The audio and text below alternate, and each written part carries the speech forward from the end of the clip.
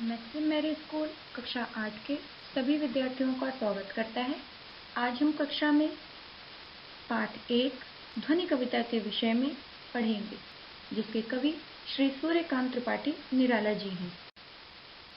सूर्यकांत त्रिपाठी निराला जी का जन्म 21 फरवरी 1896 में हुआ था और उनकी मृत्यु 15 अक्टूबर 1961 में हुई थी।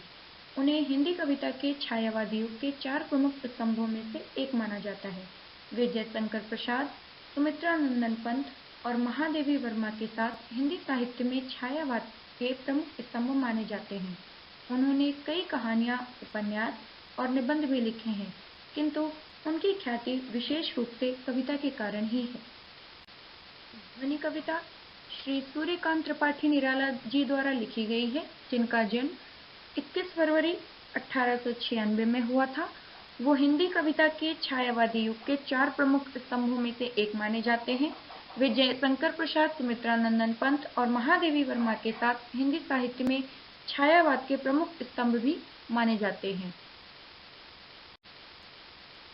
उनकी रचनाओं में क्रांति, विद्रोह और प्रेम की उपस्थिति देखने को मिलती है। उनका जन्म कवियों की जन्मभूमि यानी बंगाल में हुआ। अनामिका, परिमल, गीतिका आदि उनकी प्रसिद्ध कविताएं हैं। निराला जी ने स्वामी परमहंस एवं विवेकानंद जैसे महान स्वतंत्रता सेनानियों से प्रेरणा ली और स्वतंत्रता संघर्ष में अपना महत्वपूर्ण योगदान दिया। आइए अब हम शुरू करते हैं कविता। अभी न होगा मेरा अंत, अभी अभी ही तो आया है मेरे वन में मृदुल वसंत, अभी न होगा मेरा अंत। कवि इन पंक्तियों के माध्यम से ये कहना चाहता है, अभी इस समय का अंत नहीं होगा। कवि कहते हैं कि यह वसंत उनके जीवन में अभी अभी तो आया है, अर्थात जीवन में उत्साह और जोश की भरपूर क्षमता है। अभी कुछ दिन ठहरेगा और अभी इसका अंत नहीं होगा। कवि कहते हैं कि अभी इस चीज का अंत नहीं होगा, क्योंकि अभी अभी तो जीवन में फूलों की भरमार आई है, वसंत ऋतु खिली है, जीवन में नया उत्साह, नया जोश जागा है, जिसकी सहायता से युवा पीढ़ी को जागरूक करने के संकल्प को पूरा करूंगा। कवि इस कविता के माध्यम से सोई हुई युवा पीढ़ी को जगाना चाहता है।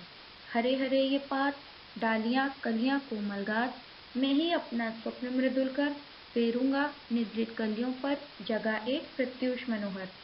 कवि इन पंक्तियों में कहना चाहता है कि यहाँ जो युवा पीढ़ी है, जो आलस्य से भरी हुई है, नींद में सोई हुई है, उन्हें जागृत करके इन कोमल कलियों पर मैं अपने कोमल हाथ फेरूंगा, अर्थात उन्हें सही दिशा में भेज दूंगा और एक नया प्रेरणा स्रोत दूंगा, जिससे वह जागरूक हो जाएंगे और एक सही राह पर चलेंगे। कवि इन पंक्तियों से कहना चाहता है, जो युवा पीढ़ी आलस्य से भरी हुई है, नींद में सो गई है, मैं उन्हें अपने हाथों द्वारा जगाऊंगा और उन्हें एक नई दिशा की ओर भेजूंगा। इस तरह से मैं इस जीवन में, पूरे संसार में, समाज में एक नया सुंदर सवेरे का आगमन करूंगा, जो कि मेरा उद्देश्य है। युवा पीढ़ी को जागृत कर पूरे समाज में सकारात्मकता लाऊंगा।